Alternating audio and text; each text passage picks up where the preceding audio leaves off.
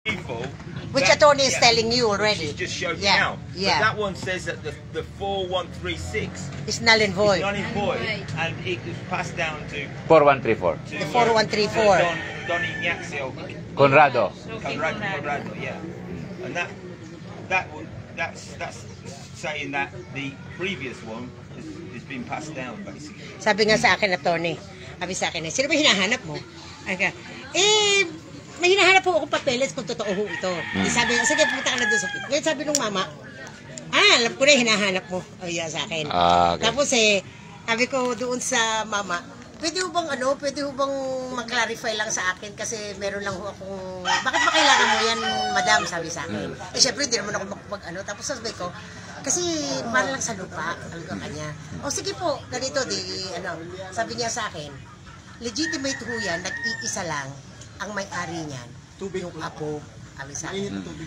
Kung alam mo pinag-uusapan natin, sabi niya sa akin, ang apo niyan, may-ari, nag-iisa lang.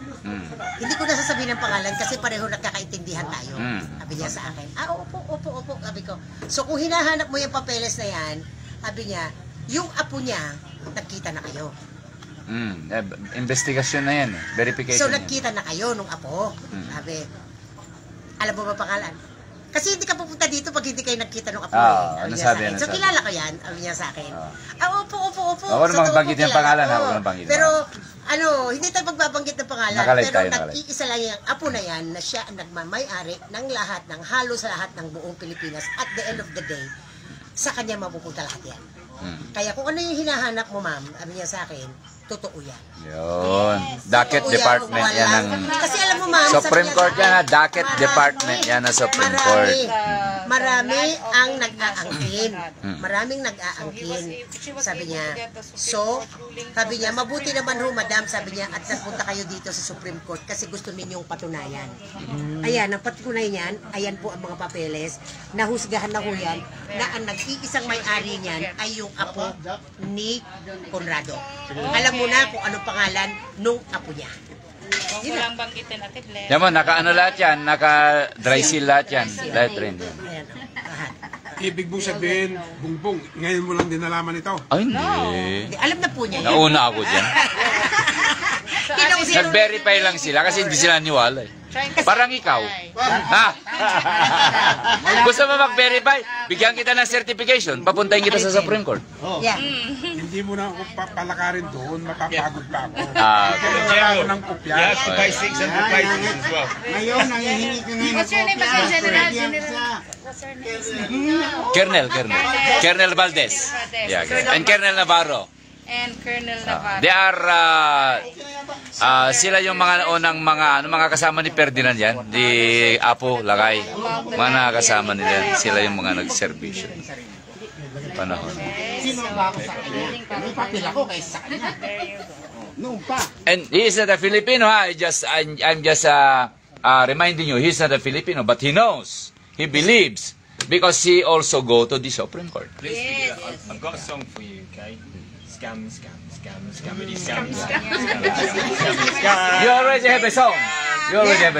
I've seen so many. I've seen too many. Please forgive me. I love the country. Please forgive me, but I've seen so many. That's why I had to look into it, and I'm 99%. I'm sorry. I've still got to keep. I've always got, because maybe it's my culture in British mentality. I don't know, but I have. The same with us. I have to be sure. I'm an engineer as well, so I've got to be precise. Yeah. I've been scammed already. My wife's been scammed. So it's good. You only gave 1% to yourself. Me, I need to give 50% to myself. Attorney, that's a Not even when I see the legitimate owner, I told, ask them, what did I told to Sir Jerome?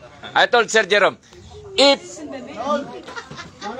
they are the administrator, I told them, if I go with you to the Supreme Court and both of us will withdraw those papers, I believe you now. the first time he met us. But he did not perform. He did not perform. Who is Jerome? Administrator. Part of the administration. Yeah. We are the administrators. Authorized by Conrado? Of course, we are all authorized. the Filipino people are authorized by Don Conrado Ignacio. Don Ignacio Conrado.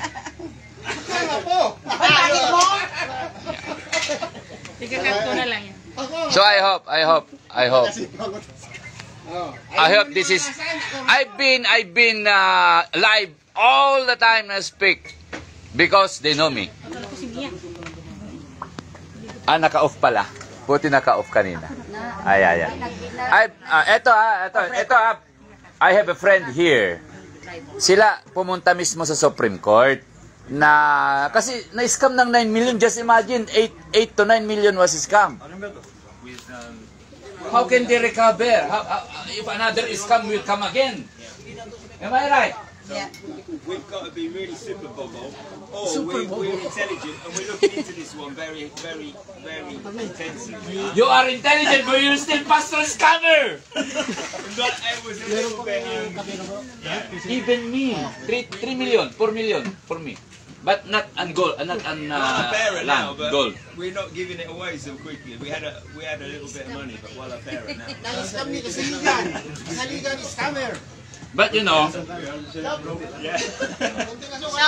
you cannot find the genuine one without passing the fake one. Ate Bless, That's shout what out I'm mo yung saying. nag-ano sa'yo. Hindi kayo makakapunta Shout out. kung napakadali-dali yung pinuntahan yung tama. Bless, Magdadali yung shout out mo mawala. daw yung nag-scam sa'yo. You have to take At your napatunayan mo yung Kasaligan. napatunayan mo yung totoo sa Supreme Oh Court. yes! Oh. Oh yes! Ano masasabi mo? Because I still have all the fucking papers. Ano naman masasabi mo na ikaw mismo ang nakapagpatunay na our documents are all Oh yes, legitimate? talagang definite na ano yan, talagang 101% na talagang legitimate ang papel. But don't mention the name. Ang papel Ng Conrado. ng nagmamayari Ng Conrado State. ng Conrado States. Mr. Ignacio Conrado States. Kasi Yes. first time na nakita ko, nabasa ko, like I always said, para akong si Santo Tomas, naniniwala lang ako pagka nakikita ko at nababasa ko. Mm.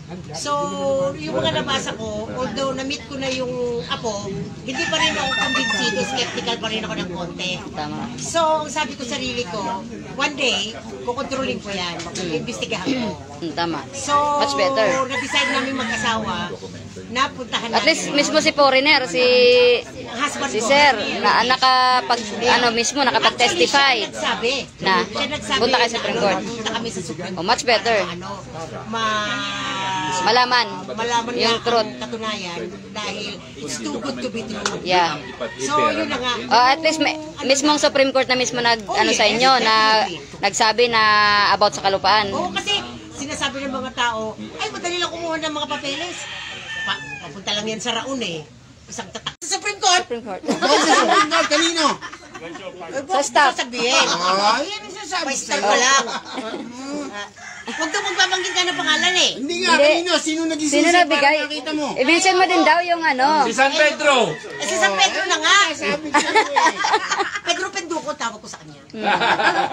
Ako umiikot sa kabundukan. Hindi nyo lang alam. Ang sistema nyo, ayaw nyo paniwalaan. So ngayon, mag-verify kayo ng pusa nyo. Gumasos kayo ng sarili nyo. Dahil kami, gumagastos kami ng sarili Ay, bakit namin. humingi ba ako ng pera sa'yo? Kaya nga, kanino ka naniwala? Kay Kasaligan. Eh bakit kinakalkal yung masakit na nga sa puso? Ayun ang sinasabi sa May inyo. sugat na nga nilalagyan pa na Pinaniwalaan kasi. nyo yung kasinungalingan, yung katotohanan, ayaw nyo paniwalaan. Ngayon, naniniwala na kayo ngayon. Na-verify nyo pa. Kaya nga sinabi na kanina narinig nyo, si Tomas, sinabi sa kanya na bumalik na si Jesus.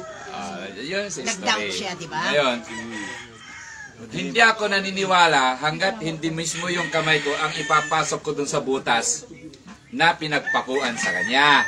Ang sabi niya sa Ingles, now I see. Yeah. And I believe. Oh, now you know. Kaya nga, Tapos ngayon, now you know. until I did not go to the Supreme Court, hindi ako naniwala. Kaya, my dear, hindi na ako magbabanggit ang pangalan nyo kasi Oo. Mga magaganda I'm really very sorry talaga na nagpunta ako, hindi ko sinabi sa inyo, pero yung nga para matanggal yung Doubt, benefit yung of the doubt. doubt, Oo. ginawa ko yun. So, at least kung meron man mag-approach sa akin, sasabihin ko, na totoo lahat. Pero ang sabi ng asawa mo, you're not bobo already. Yung nawala sa iyo, dodoblehin ni Lord, ibalik sa iyo yan. Oh yes, I know that and I believe. Pero gusto ko sana Doon dami, sabi niya, noon dami pera, ngayon wala na pera, bus na, mga bobo. Sabi ng asawa. File ka ng kaso, that's the very issue. Mag-file ka ng kaso. Alam mo, sinabihin pa niya ako, ay bless, sabi niya sa akin, idemanda mo ako. Siya pa nagutos sa akin, idemanda ko. Demanda mo. Hindi pa ako nagdemanda. Binigyan ko lang siya ng demand letter sa utang niya sa akin. Kasi iba yung pera na ibinigay ko sa kanya doon sa mga kaso-kaso ko noon. Iba pa yung personal na pera na halos 1 milyon na binigay ko sa kanya. Ang dami kong ang dami niyang nakuha sa akin. Pero anyway, masakit man sa bulsa ko, pero anong gagawin ko? So, that man is really bad. Ang hinahanap mo, sa natagpuan niya kita. Siyempre hindi na. Sabi niya lang yun, parang paniwalaan din siya. Sabi niya lang yun. Pero kilala namin siya, scammer siya. Kasi ano ko tawagin siya bulagwit? Kasi bulag siya, Scammer siya. Teka, papakita ko siya yung litrato niya para we're talking about the same person. Yung kay Ate Arde. Diverted. Hindi ko nakita, hindi ko kilala. Jose Romer Kasaligan, basta yung dato Kasaligan. Agustin Mul. Kasaligan.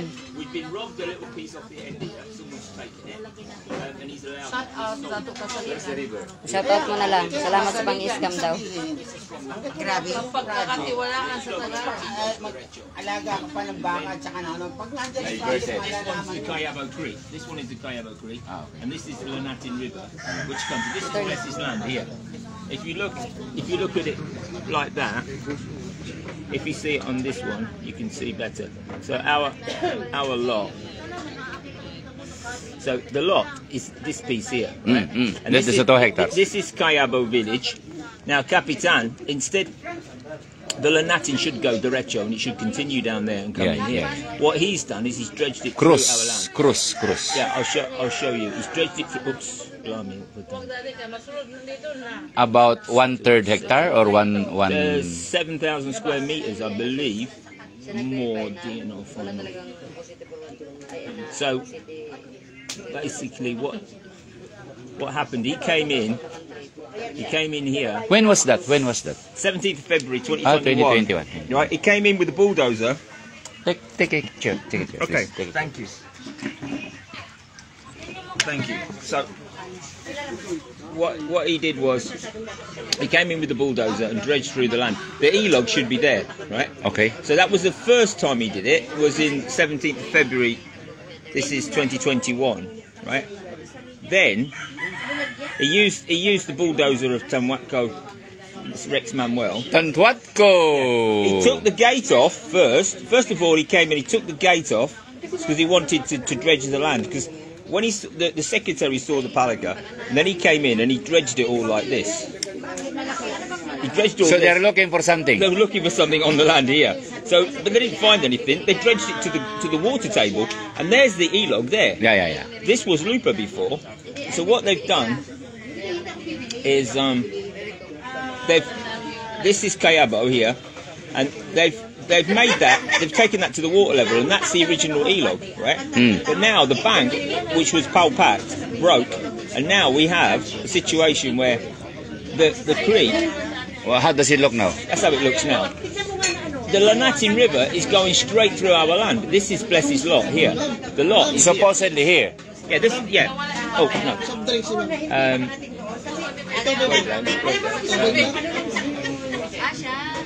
think that's a better picture. Right. Before this was Maliet, it was Cuyabo Creek, and I'll show you that in a minute. Okay. And this was Malaquet, and it was Lanatin River, and Lanatin River came straight. It went up to the tip.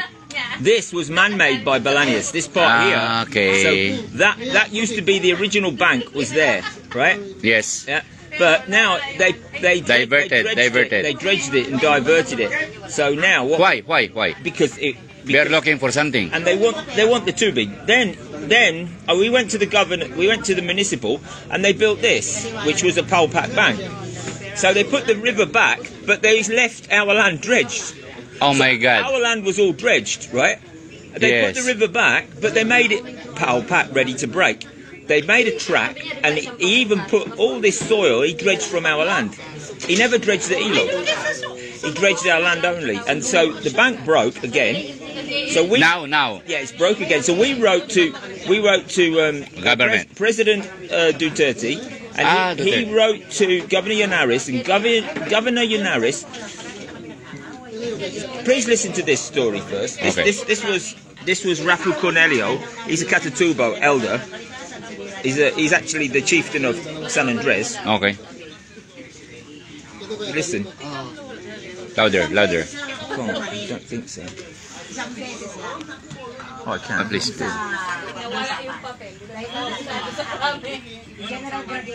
Wala Sapa on our side, but Bucket Sapa now. Huh? Wait. Oh, you want me to go back? I'll do it again. I'll show you again. Look. Listen. Wala Sapa. Walang tubig. Dati. Before. There is no water before. But now, Bucket, why? Why now? And this. Because they removed the soil on top. Yeah. So what they've done is they've removed the soil, and it used to look like this. A river. That's what it should look like, Ah.